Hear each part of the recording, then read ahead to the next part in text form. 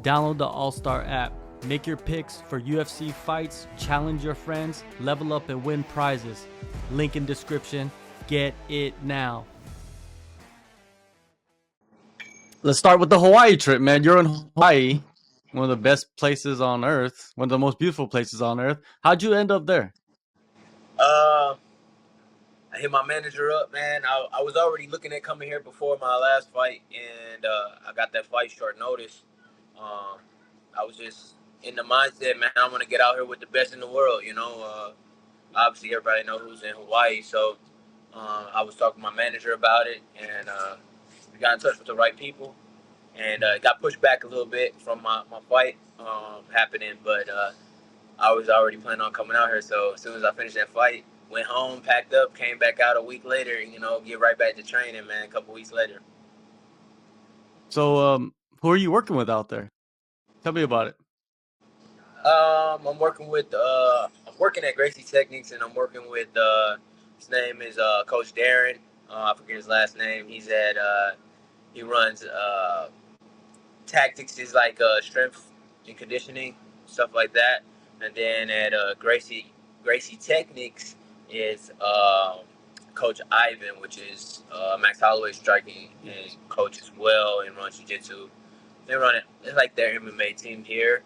So Max run classes on like Tuesday and Thursday, and Ivan usually shadowing or like running the class himself. And then yeah, man, it's a good situation. A lot of bodies out here. My first couple of days I was here, I got in touch with Tyson. He was at the gym, Tyson Nam, and that just been cool. We like jailed immediately because he has a 10-month daughter. My daughter's 15 months now, so we like in the same mindset right now as men in life. So yeah, that was cool. Yeah, man. Tyson, he phenomenal training partner, phenomenal guy. Max is getting ready for his fight as well. Yeah. That it must be crazy in the gym right now because you got your fight. This is a huge one as well. Yeah, we're just doing a lot of strength and conditioning right now. It's not like too crazy in the gym. It's gonna rev up probably in a couple of weeks, for me at least. And for him, he's still like he's the week after me, so he got like another week or two before he starts really revving up. So from what I see, we're both just like in this building phase with our strength and conditioning, and I've been extremely active, and he's been doing his thing. So it's exciting time, man, to say the least. How has it been? Have you gotten to spar him or move around with him and stuff like that? See the movement, see how it looks in front of you in real Yeah, life? yeah, we sparred. We sparred on Tuesday last week. Hmm. Uh, Today's Wednesday of following week. So yeah, man, he's everything you would think it is. 145 best in the world. So I had a rough go, but it was fun, man. He's like the 45 version of me. So that part for me is exciting. Just feeling that in there, getting around with him, and yeah, he took one hard. He did one hard, like semi hard round with me, and then he did the next round. He was more like kind of letting me work a little bit, and so that was cool because I've been doing strength and conditioning really heavy for like 2 hour sessions, and so it was like my body was like wore out that day, so I had to sit down after a little while because my body was like starting to cramp up. Just starting to get into camp, you don't want to do too much. You want to build into it. So it was great though, man. Max is amazing, man. He's my favorite. So and that's why I'm here. I want to learn Yeah, from that, do that. man, you become like a nomad in many ways. I know you got your team in Murcielago and there's a strong connection. He's always in your corner. He's always, giving input, but like you become a legit nomad, man. What were you at Florida last time? Now this time Yeah. you're in Hawaii. Like you're just everywhere, just picking up knowledge, man. It's good to see that because like not everybody has the freedom to do that. Yeah, not everybody has the foundational skill set to do that. A lot of guys got a lot of shit they got to work on in their team, and coaches don't feel comfortable with them leaving that setting they're in.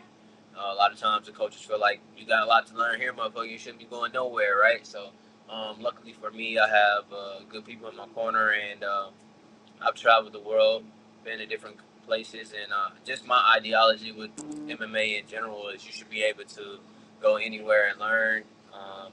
After you have your foundation set, and my coach is my coach, but we are switching some things up, within our life and everything. We're moving to Orlando, actually, to Florida. So, but I'm still gonna be with Murcielago, you know. But I love cross training. I love getting in with the best in the world and just learning. How do you do this? What do you do this? What's your mindset on this? You know, what do you think about this? Oh, okay. And martial arts should be that way, you know. And that's just my feeling on it. A lot of coaches' ego and athletes' ego get in the way of that. They don't know how to be good uh, partners in the gym, or the coaches don't feel comfortable with them leaving the gym, right? So a lot of people can't do that, but I'm one of those people that can. Yeah, and it seems like you're hitting your stride, you know, with your career as well. On top of that, you know what I mean? Being able to get the knowledge, being able to, and having that foundation and hitting your stride 3 in a row.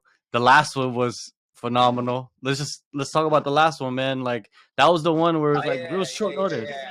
I got a beef to pick with you anyway. All You right, know it too, huh? all right, all Uh right, huh. Uh huh. all right. Yeah, Let you me gotta let me say it have or it. you gotta say it. Do I let you speak your piece or do I gotta say it? No, man, I'll let you speak, man. I gotta eat it. You know what I Motherfucker, you mean? didn't pick me. You didn't pick me. Yeah, I took that personal. I saved the clip too. I was gonna send it to you, but you should it's have. good. You should have. It's good. It's good, man. You know it's love. You know, you were one of the few people who actually were kind of like you tried to do both sides justice, but you ain't picked me, motherfucker. So I did Yeah, take that personal. And everybody I looked at their interviews, some of them before the fight, some of them after the fight. It was a few people that picked me, but most people were picking him. And for the reasons they picked him is what blew my mind because it was like, man, I'm the third round fighter.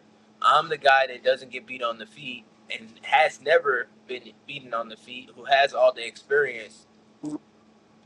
What exactly are people thinking? You know, like yeah, I have the championship experience. I have shown these things. So I have the wrestling. I have the length. I have the chin. You know, the only time anybody ever seen me get dropped was the Azad fight.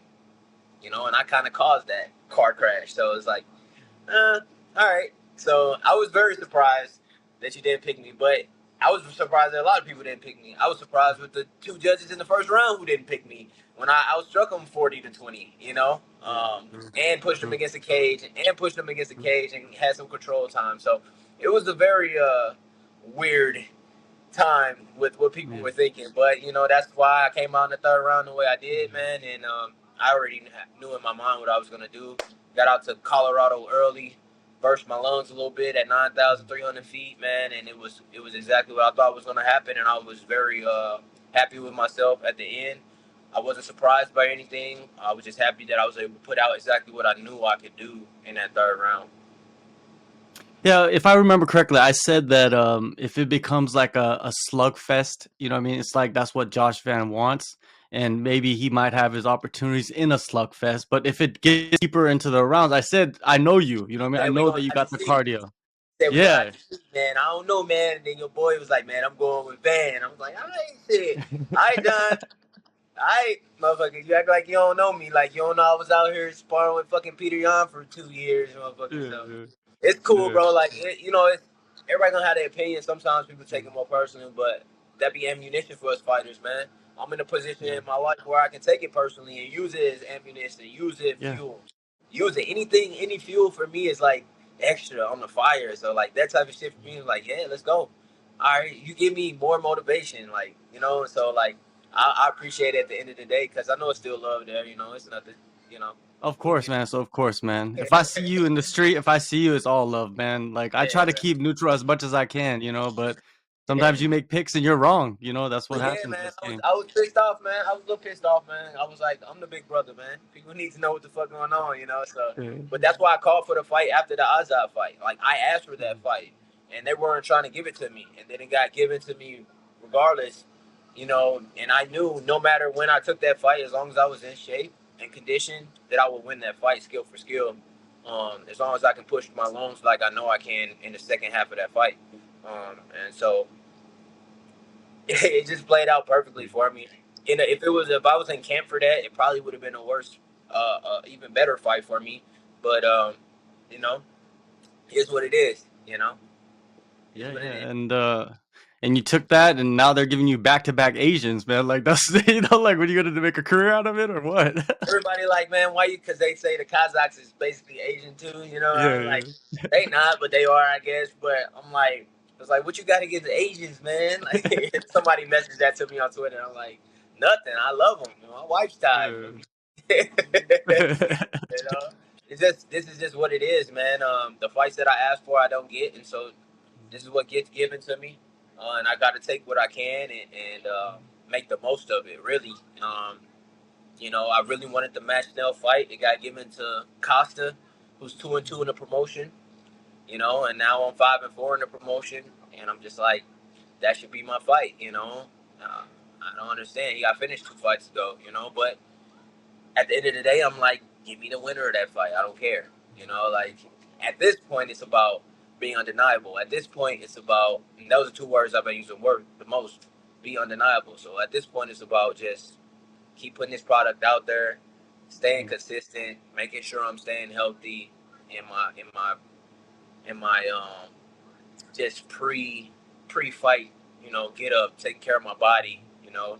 As long as I do that, I'm excited, man. It's no limit to what we can do, and I'm gonna be pushing into 5 rounds soon. Hopefully, you know, that's what I really look forward to. Like Yeah. Yeah. people won't see the best of me until they see 5 rounds, and they're like, "What the fuck? What's going? Yeah. Why didn't this guy, you know, get in here sooner?" You know, so I'm like, while my body can keep up, while my health is great, while I feel great, let's get there as soon as possible. So after this one, we pushing for that, man. We're gonna push for a fight night main event against a top 10. You know, I'm gonna go finish this guy. I know I am. It's no disrespect, but fuck that guy. Like, I'm gonna go finish him. Like that's just how I feel. It's time. It's time to make these things happen. You know, Yeah.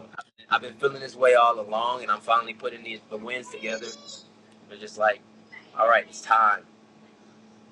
Yeah, man. 3 straight like guys that are supposedly, huge prospects, right? And you knocked them all off. Now you get a veteran in Sumudaerji, and you've been calling for this fight too. So you're getting fights that you've been calling for, though, which is Yeah, but the motherfucker not ranked no more, bro. Like it's yeah, like true, true. at this point, I got everything to lose, you know. And it's like, all right, whatever. I beat him. He's no longer in the UFC.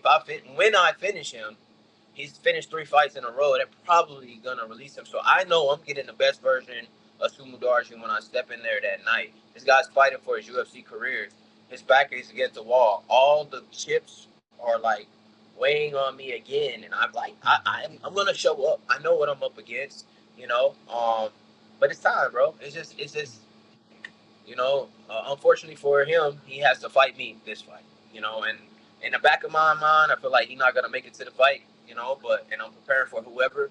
But when he does show up that night, gotta give him his walking papers, bro. That's just what it is, you know. That's just where we're at right now. You know, with the mindset and the pace that we're pushing, I don't care what he's doing at Team Alpha Male. It's not gonna work, bro. Let's talk about the division, man. We just saw Steve Urseg and Kai Kara France face off, and Kai, he had those concussion issues, and he had a long layoff. He comes back, gets that first round knockout against a guy that just fought for the title. Incredible, man. What do you think of that fight? Shit, I don't think nobody expected to knock him out like that. God damn. Nah. But I thought that Urseg was gonna win that fight, based off the momentum he had and how he had been fighting, and Kai does what Kai do, you know, that step through, overhand, boom. Same thing he knocked Buddy out with in the Ultimate Fighter way back when. The same vintage Kai, you know, mixing it up, doing it well, and throwing with balance, and landing a heavy overhand on somebody and putting them out. So it was dope to see. Not gonna lie, it was dope to see, and it's a fight that I was looking forward to seeing. Like, I wanted to fight Kai next, you know. Like, I was gonna ask for that fight if he lost to Usyk, and I was like, "Fuck, I gotta wait to fight Kai," because I always wanted to fight Kai. I just always thought it'd be a dope fight. Um, I respect the fuck out of him, you know. I respect him, but I thought it was a good fight, man. Usyk falls down now to, I think he's like 8 now, so that may be a fight for me in the future. We'll see. We'll see. I'm not really like too keen about it, but it's a fun fight. You know, I think it's a dope fight. We'll see. You know, um, I don't know. He's on like 2-fight loss streak now, so they may throw him someone else. We'll see. Yeah, He it's a might, ruthless division. yeah, he might get the Snell versus Costa winner, and then I Yeah. get the, but he already beat Snell, so it's like, we'll see. We'll see what happens. It's a lot of guys injured. It's a lot of guys retired. It's a lot of guys hurt. It's a lot of guys with phantom injuries. So, and then it's all these up and coming guys, So Yeah. we'll see, man. We'll see. It Yeah, was you mentioned Makaev earlier, right? About him being released, and Nate Maness as well, right? He didn't get re-signed either by the UFC, and he was like a striker. I mean, he wasn't even a grappler. It's yeah. kind of a weird spot right now for the division, right? Because you got guys coming up that are just like right outside the 15, but then you guys got dudes in the 15 getting released. Cause as they should. Shit, what I've been saying. I've been telling your Yeah. ass for months. They don't fight. They don't make weight. I don't know what the hell going on, but Makaev and Menace in their cases, I don't think they deserve to be cut. But I don't run the promotion. You get what I'm saying? Mhm. I think they did Yeah. everything they're supposed to do as martial artists. Menace was on a 2-fight win streak in the weight division, but he just wasn't like at 125. He didn't have the same aura about him as he did at 35, 45 when he was finishing people. So Mhm. I think they looked at that, looked at his fights, was like, nah, we got these guys coming up, we got these guys, So I think his best bet was to go stay at 35. I felt like he had better fights there, and it was just more fun for him and healthier, probably. I don't know though. I don't know the guy, so. But unfortunately for him, they let him go. I know he was a new father too, and so hopefully, he lands on his feet, or he might get his call. You just never know. This shit happens all the time. Kayev's case, it sounds like that he just was rubbing everybody the wrong way, Mhm. even and and many times in the past they've said, like how you treat the people around here is going to get back to us, and people have gotten cut. Other people have gotten cut in the past because of that. Like one Mhm. guy got released because how he was treating one of the shuttle drivers, random, like random shit. Like it got back to them, it was like, oh, okay, bye, because he's Damn. treating the shuttle driver like shit, and everybody's connected in this organization, man. You got to treat everybody respectfully and be responsible about how you carry yourself and your team members. That's one thing about Team Murcielago and the people that are around me. Whenever I step into Apex, we speak to everybody. We're cordial. We're good Mhm. people. We're always respectful of everyone around us, regardless of who it is. And within everyone in the organization, we understand that it's not just what you do in the cage with this promotion, and Mhm. and that showed in his case. It sucks to say because me and have kind of um, created this little brothership, I guess. Mhm. Like we're cool now, and it just sucks to see it go the way it went. But I know he's gonna land on his feet. I Yeah, told him, man, no matter where you go, you're gonna make a lot more money probably somewhere in the next 2 years than you would have Mhm. here. And I know he wants to be a UFC champion, so he probably get that opportunity again. If he goes and keeps winning, come back with another chance. For sure, man. There's always a second chance for everybody, man. Henry Cejudo is talking about going back to flyweight in his next fight. What do you think of that? I'll fight him. I know you would. I know you would. That's a main event I right want that. there. I want that. What's up? What's up? I mean, Olympic champion, flyweight champion. I'm not gonna get it right now, but maybe a couple fights from now, I might have 2 fights by the time his ass fights, so it might be time. You know, I might be Yeah. knocking on the door and be like, "What's up, Henry?" But motherfucker got to make weight. I think he Yeah. reached draws with that one. You know, I think that it's hard. Taking that time away and coming back, and he showed that the first time. And then to come back at flyweight, my boy, you learn you learn the hard way, and people guys have learned the hard way. Cutting down to this weight class, you get knocked Yeah. out too if you're not doing it the right way, if you're not living the right way. So he has a great team around him. He's a phenomenal athlete. He's an Olympic world champion in the past. If anybody can do it, he can do it. But come on, boy, let's go. Let's go. I'll be happy. I'll be happy for that because the weight class the weight class does not need Henry Cejudo. It doesn't. It really doesn't. It's phenomenal athletes here now. A lot of their asses don't speak English, you know. So I'm in prime position, you know, to be that guy, and I'm excited about that. I'm excited about that. There you go. Hey, she's excited too. Huh? She's excited too. Yeah, for sure. Like, Yeah. how you Yeah. so damn, I ain't know that, but I don't think that's gonna happen. He talk a lot. I don't think that's gonna happen. I seen that boy. I seen Henry. I got his number in my phone. I don't think that's gonna happen. I don't think that's gonna happen, You man. never know. You never know. I think it's marketing, man. I think it's just keeping itself relevant right now. He learned how to keep himself relevant, you know, and you never know. He might, but to fight Pantoja, I guess it's okay. I don't think He's that out there. happens. He's out there at Bangtao right now. The boy Kyle Asakura, or whatever his name Yeah. is. I want to fight that motherfucker too, but like he a big boy too. He got to get down to 25, you Yeah. know.